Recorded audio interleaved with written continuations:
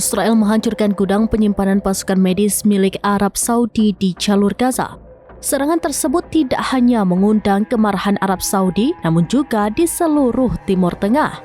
Dikutip dari Al Arabiya pada Sabtu 5 April 2025, Kementerian Luar Negeri Arab Saudi menilai tindakan Israel adalah pelanggaran hukum humaniter internasional. Pelanggaran ini terus-menerus terjadi karena tidak adanya peran dari dunia internasional. Kementerian Luar Negeri Arab Saudi lantas mendesak negara anggota Dewan Keamanan PBB untuk membantu mengakhiri penderitaan rakyat Palestina. Kecaman terhadap Israel juga datang dari Liga Muslim Dunia atau MWL. Sekjen MWL Syekh Dr. Muhammad bin Abdul Karim Al-Isa menyebut Israel telah melakukan kejahatan mengerikan kepada warga sipil. Ia secara khusus menyoroti pengeboman gudang milik Pusat Kebudayaan dan Warisan Studi dan Warisan Saudi di wilayah Morek Rafah. Gudang tersebut menyimpan pasukan medis penting dan sangat dibutuhkan warga Gaza yang sedang sakit.